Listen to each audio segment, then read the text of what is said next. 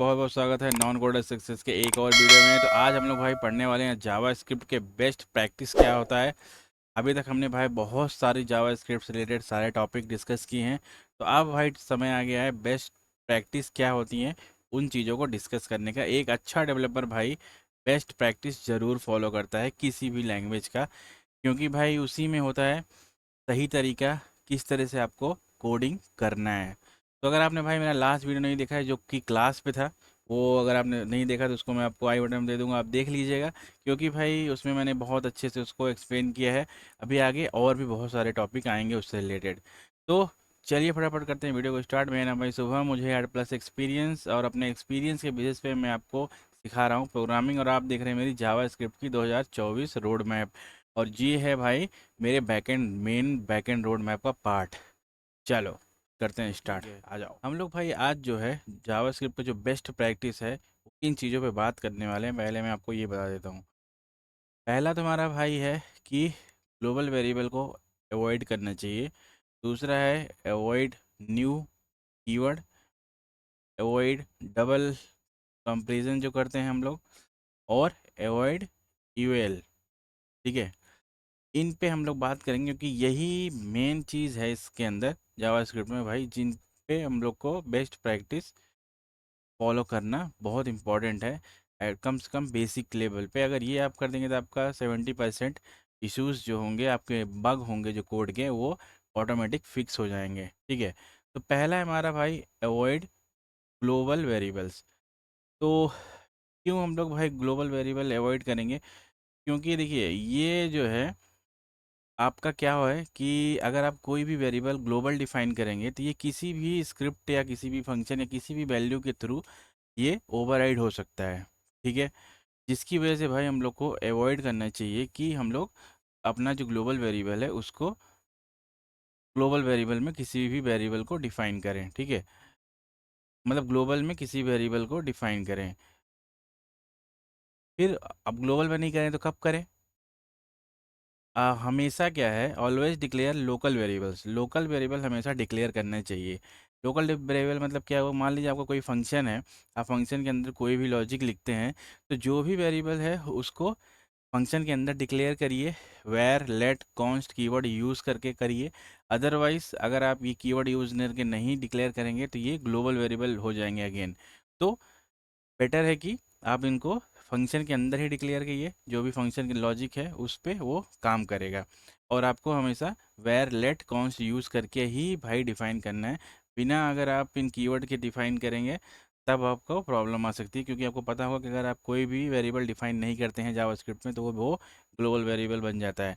अगर आप strict mode में हैं तो कोई दिक्कत नहीं है, वो अलाउ ऑल नहीं करेगा अनडिक्लेयर्ड किसी भी वेरिएबल को, कोई दिक्कत नहीं होने वाली। डिक्लेरेशन ऑन टॉप, इसका क्या मतलब है कि कोई भी आप वेरिएबल को डिक्लेयर करते हैं तो उसको भाई अपने फंक्शन या स्क्रिप्ट के सबसे टॉप में सारे वेरिएबल को डिफाइन करके रखिए। ठीक है, ये क्या, ये बहुत अच्छा गुड प्रैक्टिस है जावा स्क्रिप्ट में। ये आपको क्या देगा, क्लीन कोड देगा, और एक सिंगल प्लेस देगा जहाँ पे भाई आपका लोकल वेरिएबल, आपका सारा वेरिएबल एक जगह पे रहेगा। ठीक है, और ये आपको एक वे देगा कि भाई जिससे आप अनवांटेड कोई भी रीडिक्लेरेशन वगैरह का प्रॉब्लम नहीं हो, क्योंकि सारा वेरिएबल अगर आप एक जगह डिक्लेयर करेंगे तो आपको कोई प्रॉब्लम नहीं होने वाला है। ठीक है, और इससे ये भी होगा कि आपने मान लीजिए कोई वेरिएबल डिफाइन किया है, उसको कभी यूज़ नहीं किया, तो अनवांटेड जो भी वेरिएबल है वो उसको भी ये क्लीन रखने में आपका मदद करेगा। ठीक है, जैसा कि मान लीजिए एग्जांपल आपका ये है डिक्लेरेशन एट द बिगिनिंग।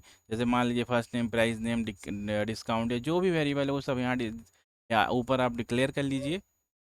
एक जगह पे आप डिक्लेयर कर लीजिए और उसके बाद आप कोड में जहाँ मर्जी आप यूज़ करिए। ये भाई जो है इसके लिए भी बेस्ट है, क्या कहते हैं, जो कि ये फॉर लूप वगैरह में हम लोग जो वैल्यू डिफाइन करते हैं, आई वगैरह डिफाइन करते हैं ना, इसको भी आप ऊपर ही डिफाइन करके रखिए। क्योंकि अगर बार बार आप इनिशलाइज करेंगे फिर वापस वो यूज़ करेंगे, बार बार वो नहीं हो, इसलिए एक जगह पे आपका रहेगा सब कुछ, आपको एक ही जगह पे पता रहेगा कि भाई क्या वेरिएबल मैंने डिफाइन किया है, क्या यूज़ में हो रहा है, और कोई रीडिक्लेयर करने की ज़रूरत है क्या, मतलब डबल डबल बार डिक्लेयर कर दिए हैं क्या। डुप्लीकेट डिक्लेरेशन भी आप अवॉइड कर सकते हैं। ठीक है, इनिशलाइज वेरिएबल्स, अब इसके बाद जो है अगला बेस्ट प्रैक्टिस ये है कि जो भी वेरिएबल आप डिफाइन करते हैं उनको हमेशा इनिशलाइज भी करिए। इनिशलाइज करने का मतलब है उन पे कुछ वैल्यू डाल के रखिए। इससे आपका एक क्लीन कोड प्रोवाइड करेगा। सिंगल प्लेस होगा जहाँ पे आप इनिशलाइज करेंगे। अनडिफाइंड वैल्यूज से आप बचेंगे। और जैसे कि आपको अगर यहाँ पे एग्जांपल दिखाऊं तो declare declare the initial declare and initiate at the beginning. यहाँ पे first one last name price ये सब देखिए कैसे कर रखा है। तो ये क्या देगा कि ये एक आइडिया देगा आपको कि ये वेरिएबल किस डेटा टाइप का है, क्या इंटेंट है इसका, क्या यूज़ होने वाला है। तो इसलिए इसको हम लोग ऊपर डिफाइन करते हैं। ठीक है, अब आगे है ये जितने भी भाई जो भी भाई डॉक्यूमेंट है वो सब डॉक्यूमेंट आपको डिस्क्रिप्शन मिल जाएगा। वहाँ पे पूरा पॉइंट वाइज लिखा हुआ है क्या आपको फॉलो करना चाहिए क्या नहीं फॉलो करना चाहिए। अभी यहाँ पे आप अंडरस्टैंड कर लीजिए, बाकी आप अपने हिसाब से डॉक्यूमेंट देख सकते हैं। डॉक्यूमेंट कहीं गया नहीं है। ठीक है, डिक्लेयर ऑब्जेक्ट्स विथ कॉन्स्ट। अब अब ये अगला बेस्ट प्रैक्टिस ये है कि जो भी ऑब्जेक्ट होते हैं उनको हम लोग को कॉन्स्ट के साथ डिफाइन करना चाहिए। कॉन्स्ट के साथ क्यों डिफाइन करना चाहिए? क्योंकि मान लो कि आपका ऑब्जेक्ट है और कहीं पे कोड में किसी वजह से आपका डेटा टाइप चेंज हो गया। ठीक है, मान लीजिए कोई ऑब्जेक्ट है वो स्ट्रिंग बदल गया, बट आपने पूरे कोड में तो ऑब्जेक्ट की तरह इसको हैंडल किया हुआ है, तो आपका कोड पूरी तरीके से फटने लग जाएगा। एग्जांपल देखिए, मान लीजिए आपने लेट से कोई डिफाइन किया यहाँ पे, और फिर यहाँ पे आप ऑब्जेक्ट बनाया और फिर कार का एक यहाँ पे स्ट्रिंग में असाइन हो गया, कहीं पे भी मान लीजिए किसी भी स्क्रिप्ट फंक्शन से मान लो ओवरराइड हो गया, तो प्रॉब्लम में आ जाएंगे। तो बेस्ट है कि आप इसको कॉन्स के साथ डिफाइन करिए, ताकि क्या होगा कि आप इसको यूज़ तो अपने हिसाब से कर सकते हैं, चेंज कर सकते हैं, जो करना है कर सकते हैं, लेकिन आप इसका डेटा टाइप चेंज नहीं कर सकते हैं। तो इसलिए ये बेस्ट प्रैक्टिस में आता है। दूसरा है सेम एरे के लिए वही चीज़ है। एरे को भी आप बिल्कुल उसको कॉन्स के डिफाइन करिए, अदरवाइज अगर कहीं पे भी आपने एरे की तरह यूज़ किया है और कहीं पे भी डेटा टाइप चेंज हो गया, कुछ भी हो गया उस वेरिएबल के साथ, तो आपका प्रोग्राम पूरा तरह से फट जाएगा। ठीक है, अब देखते हैं अगला, don't use new object keyword. New object keyword यहाँ पे जावास्क्रिप्ट में मैंने देखा है इसको बेस्ट प्रैक्टिस में नहीं लिया जाता है, क्योंकि ये काफ़ी ज़्यादा मेमोरी क्रिएट करता है, ज़्यादा प्रोसेसिंग इससे स्लो हो जाती है, और इसको प्रोसेस करने में थोड़ा टाइम लगता है। तो मोस्टली रिकमेंड करते हैं कि हम लोगों को, मान लो जैसे आप स्ट्रिंग यूज़ कर रहे हो तो न्यू स्ट्रिंग करने के बजाय आप डायरेक्ट स्ट्रिंग यूज़ कर लीजिए, बिल्कुल परफेक्ट है। यूज़ जीरो जैसे नंबर है तो डायरेक्ट न्यू नंबर वंबर करने की ज़रूरत नहीं, अब जो नंबर है डालिए अपना नंबर खुद से। कॉल्स करने में, एरे में, ऑब्जेक्ट क्रिएट करने में, रेजेक्स करने में, हर चीज़ में यहाँ दिया हुआ है, आप उसको डायरेक्ट यूज़ करिए। कोई ज़रूरत नहीं है भाई उसमें न्यू कीवर्ड यूज़ करने का। ठीक है, वो बाय डिफ़ॉल्ट वही काम करता है अगर आप नॉर्मल यूज़ करेंगे तो भी, और वो अच्छा प्रैक्टिस के अंदर आता है। जैसे यहाँ पे आप एग्जांपल भी देख सकते हैं इस तरह से। ठीक है, ये है be aware of automatic type conversion. अब देखिए जावास्क्रिप्ट जो है लूजली टाइप्ड है। ठीक है, इसमें क्या है कि कोई भी वेरिएबल का जो डेटा टाइप है वो कभी भी चेंज हो सकता है। कोई भी वेरिएबल कोई भी डेटा टाइप कंटेन कर सकता है, कोई भी डेटा टाइप वो ले सकता है या चेंज हो सकता है। मैं मान लीजिए जैसे हमारे पास यहाँ पे एक्स है हेलो, और हम लोग यहाँ पे 5 डाल दिए, नंबर डेटा टाइप हो गया।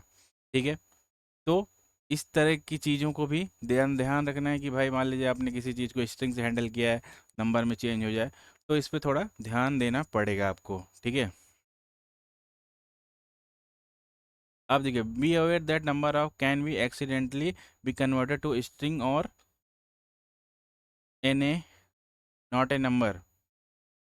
ओके, अब इसका क्या मतलब है, हम लोग को अब यहाँ पे भी ध्यान देना पड़ेगा कि जब आप कोई भी ऑपरेशन करते हैं, मान लीजिए कोई मैथमेटिकल ऑपरेशन है जहाँ पे आप कोई प्लस माइनस या कुछ भी करते हैं, तो वहाँ पे आपको यहाँ ध्यान रखने की ज़रूरत है, क्योंकि भाई जावास्क्रिप्ट बिल्कुल अलग तरीके से बिहेव करता है। प्लस करने में स्ट्रिंग में कन्वर्ट हो सकता है कोई भी नंबर, या कोई भी नंबर एन ए में कन्वर्ट हो सकता है, N A N not a number में।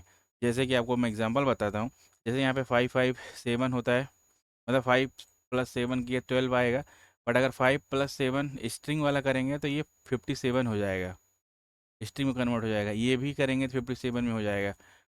5 - 7 करेंगे तो ये -2 आ गया।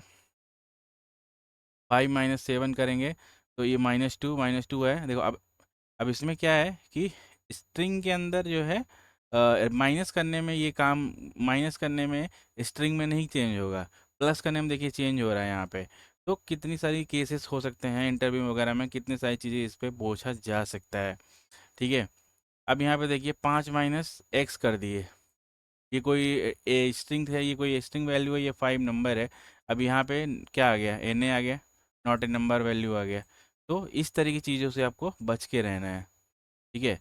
Subtracting string from string doesn't generate an array but return an a number, वही same cheese.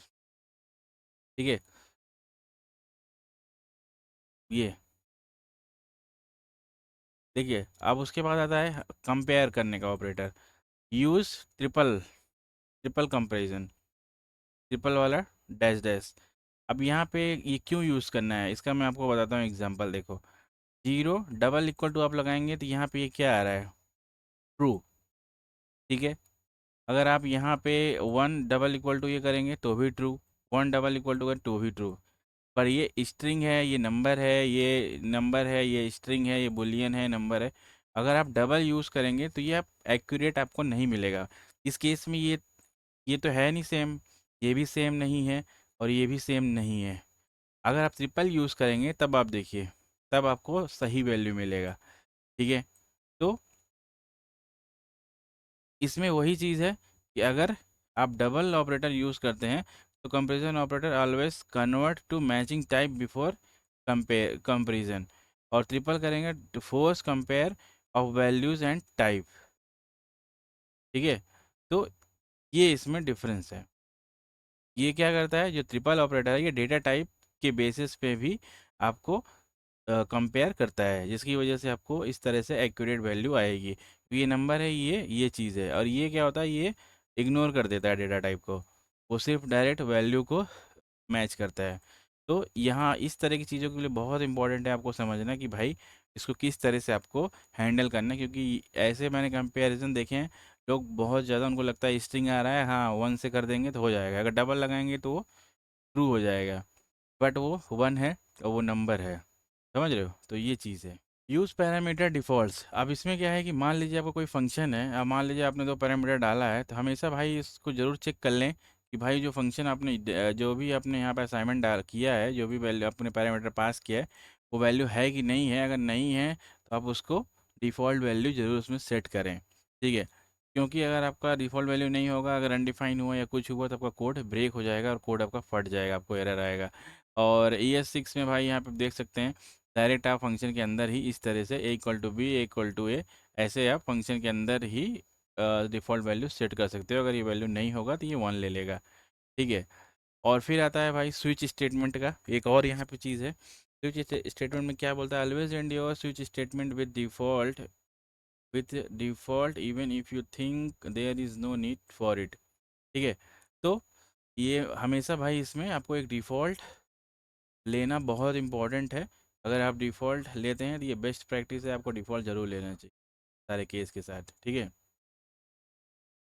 Avoid number string boolean as a object.